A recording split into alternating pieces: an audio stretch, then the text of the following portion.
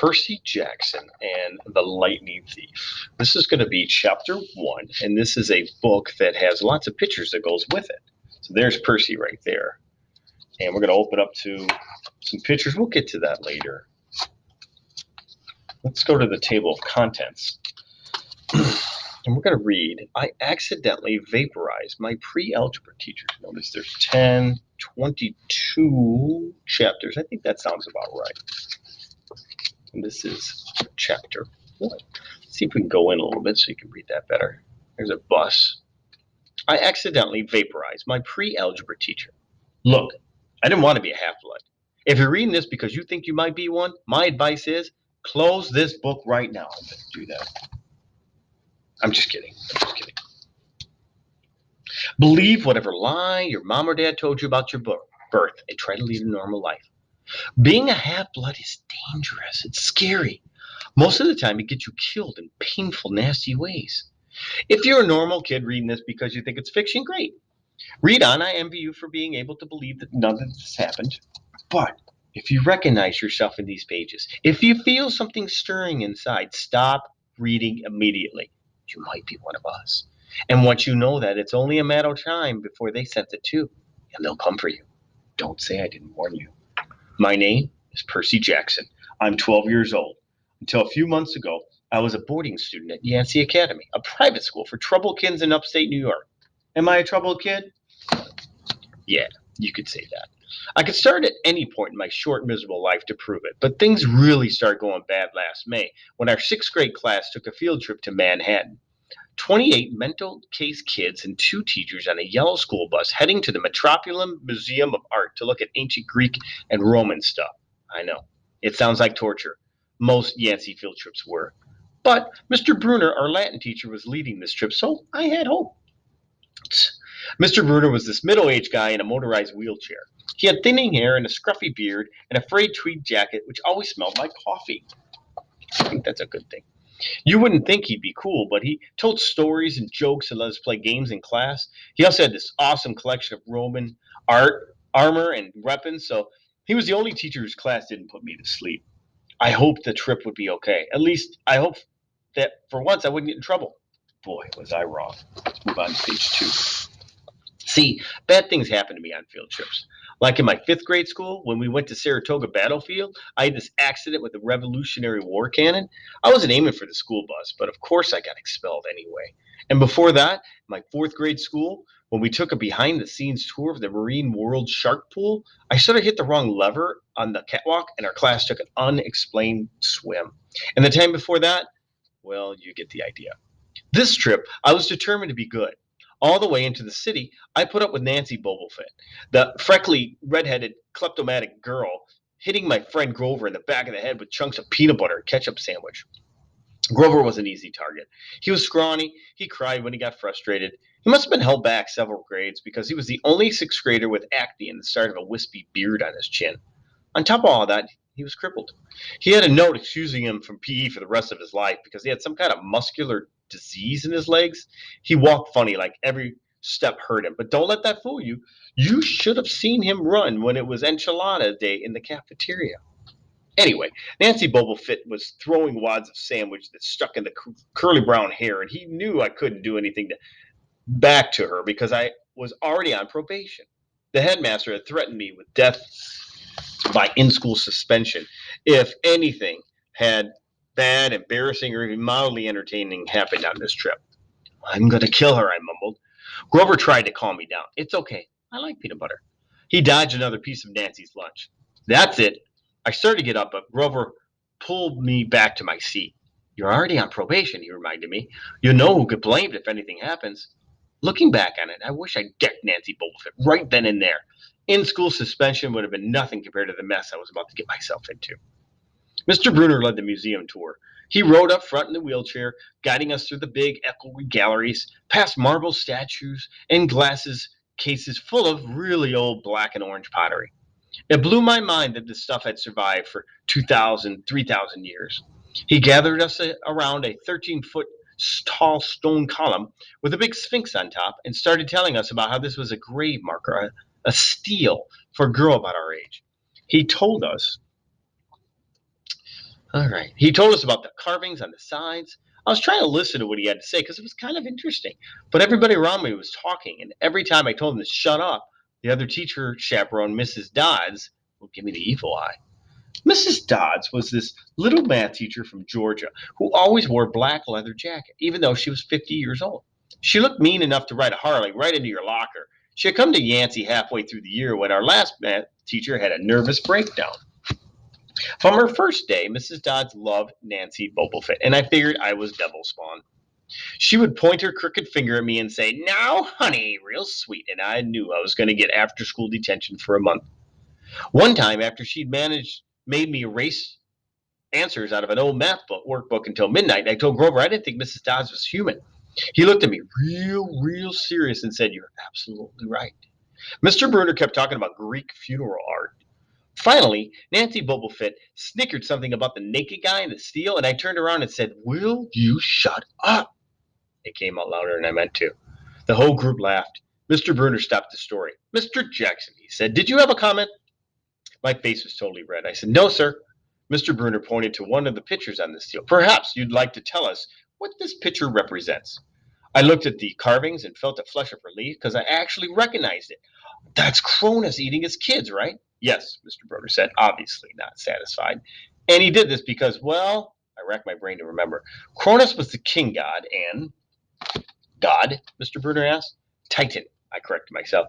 "And he didn't trust his kids, who were the gods, so, Cronus ate them, right? But his wife hid baby Zeus and gave Cronus a rock to eat instead. And later, when Zeus grew up, he tricked his dad, Cronus, into barfing up his brothers and sisters." "Ew," said one of the girls behind me. "And so there was this big fight between the gods and the Titans," I continued, "and the gods won." Some snickers from the group. Behind me, Nancy Bobofit mumbled to her friend, "Like we're going to use this in real life. Like it's going to say in our job applications, please explain why Cronus ate his kids." "And why?" Mr. Jackson Bruner said, to paraphrase Miss Bobofit's excellent question. "Does this matter in real life?" "Busted," Grover muttered. "Shut up," Nancy hissed, her face even brighter red than her hair. At least Nancy got packed, too. Mr. Bruner was the only one who ever caught her saying anything wrong. There's Mr. Bruner right there. He had radar ears, but don't most teachers? I thought about his question. I shrugged. "I don't know, sir." Let's go to page 4. "I see." Mr. Bruner looked disappointed. "Well, half credit, Mr. Jackson. Zeus did indeed feed Cronus a mixture of mustard and wine, which made him disgorge the other 5 children, who, of course, being immortal gods, had been living and growing up completely undigested in the Titan's stomach. The gods defeated their father, sliced him to pieces with his own scythe, and scattered the remains in Tartarus, the darkest part of the underworld. On that happy note, it's time for lunch. Mrs. Dodds, would you like to lead us back outside?"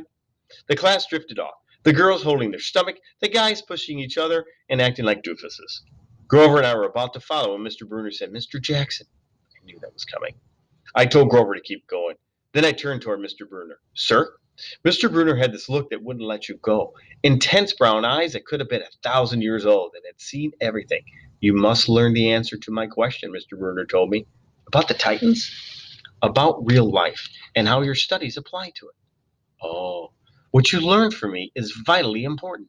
I expect you to treat it as such. I will accept only the best from you, Percy Jackson." I want to get angry. This guy pushed me so hard. I mean, sure, it was kind of cool on tournament days when he dressed up in a suit of Roman armor and shouted, "What ho!" and challenged us sword point against chalk to run to the board and name every Greek and Roman person who had ever lived and their mother and what god they worshiped. But Mr. Bruner expected me to be as good as everyone else, despite the fact I had dyslexia and attention deficit disorder, and I had never made above a C minus in my life. No, he didn't expect me to be as good. He expected me to be better. I just couldn't learn all those names and facts, much less spell them correctly. I mumbled something about trying harder, while Mr. Bruner took one long, sad look at the steel like he had been at his girl's funeral. He told me to go outside and eat my lunch. The class gathered on the front steps of the museum where we could watch the foot traffic along Fifth Avenue. Overhead, a huge storm was brewing, with clouds blacker than I'd ever seen in the city. I figured maybe it was global warming or something because the weather all across New York was weird since Christmas. We'd had massive snowstorms, flooding, wildfires from lightning strikes. I wouldn't have been surprised if a hurricane was blowing in. Nobody else seemed to notice. Some of the guys were pelting pigeons with Lunchables crackers. Nancy Bobofet was trying to pickpocket something from a lady's purse. And of course, Mrs. Dodds wasn't seeing a thing. Grover and I sat on the edge of the fountain, away from the others. We thought that maybe if we did that, everybody wouldn't know we were from that school, the school for loser freaks who couldn't make it elsewhere. Detention? Grover asked. Nah, not from Bruner. I just wish he'd lay off me sometimes. I mean, I'm not a genius. Grover didn't say anything for a while. Then, when I thought he was going to give me some deep philosophical comment to make me feel better, he said, Can I have your apple? I didn't have much of an appetite, so I let him take it. I watched the stream of cabs going down Fifth Avenue and thought about my mom's apartment, only a little way uptown from where we sat. I hadn't seen her since Christmas. I wanted so bad to jump in a taxi and head home. She'd hug me and be glad to see me, but she'd be disappointed too. She'd send me right back to Yancey, remind me that I had to try harder, even if this was my sixth school in 6 years, and I was probably going to be kicked out again. I wouldn't be able to stand that, and she'd give me that look. Mr. Bruner Mr. Bruner picked up his wheelchair at the base of his handicap ramp. He ate celery while he read a paperback novel. A red umbrella stuck up from the back of his chair, making it look like a motorized cafe table. I was about to unwrap my sandwich when Nancy Bobofet appeared in front of me with her ugly friends. I guess she got tired of stealing from the tourists and dumped her happy lunch in Grover's lap. Oops, she grinned at me with her crooked teeth. Her freckles were orange, as if somebody spray painted her face with liquid Cheetos. I tried to stay cool. The school counselor had told me a million times, count to 10, control your temper. But I was so mad, my mind went blank. A wave roared in my ears. You hear that? A wave. I don't remember touching her, but the next thing I knew, Nancy was sitting on her butt in the fountain screaming, Bercy, push me. Mrs. Dodds materialized next to us. Some of the kids were whispering, Did you see the water? Like it grabbed her. I didn't know what they were talking about. All I knew was I was in trouble again. As soon as Mrs. Dodds was sure poor little Nancy was okay, promised to get her new shirt at the museum gift shop, etc., Mrs. Dodds turned on me. There was a triumphant fire in her eyes, as if I'd done something she'd been waiting for all semester. Now, honey. I know, I grumbled. A month erasing workbooks. That wasn't the right thing to say. Come with me, Mrs. Dodds said. Wait, Grover yelped. It was me. I pushed her. I stared at him, stunned. I couldn't believe he was. Here's a picture of poor Nancy Bobofet, who got somehow pushed into the water, trying to cover for me. Mrs. Dodds scared Grover to death. She glared at him so hard his whiskery chin trembled. I don't think so, Mr. Underwood, she said, but you will stay here. Grover looked at me desperately. It's okay, man, I told him. Thanks for trying. Honey? Mrs. Dodds barked at me. Now! Nancy Bobofet smirked. I gave her my deluxe I'll kill you later stare, and then I turned to face Mrs. Dodds, but she wasn't there. She was standing at the museum entrance, way at the top of the steps, gesturing impatiently at me to come on. How'd she get there so fast? I have moments like that a lot when my brain falls asleep or something, and the next thing I know, I've missed something as if a puzzle piece fell out of the universe and left me staring at the blank place behind it. The school counselor told me this was part of my ADHD, my brain misinterpreting things. I wasn't so sure. I went after Miss Dodds. Halfway up the steps, I glanced back at Grover. He was looking pale, cutting his eyes between me and Bruner, like he wanted Bruner to notice what was going on. But Mr. Bruner was absorbed in his novel. I looked back up. Mrs. Dodds had disappeared again. She was now inside the building at the end of the entrance hall. Okay, I thought, she's going to make me buy a new shirt for Nancy at the gift shop. But apparently that wasn't the plan. I followed her deep into the museum. When I finally caught up with her, we were back into the Greek and Roman section. Except for us, the gallery was empty. Mrs. Dodds stood with her arms crossed in front of a big marble frieze of the Greek gods. She was making this weird noise in her throat, like growling. Urgh. Even without that noise, I would have been nervous. It's weird being alone with a teacher, especially Mrs. Dodds. Something about the way she looked at the frieze, as if she wanted to pulverize it. You've been giving us problems, honey, she said. I did the safe thing. I said, Yes, ma'am. She tugged at the cuffs of her leather jacket.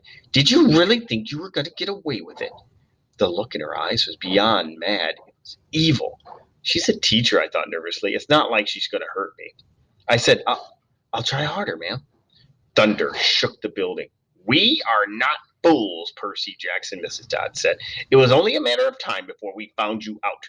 Confess, and you will suffer less pain. didn't know what she was talking about. All I could think about was the teachers must have found the illegal stash of candy I'd been selling out of my dorm room. Or maybe they realized I got that essay of Tom Sawyer off the internet without ever reading the book, and now they're going to take away my grade, or worse, they're going to make me read the book.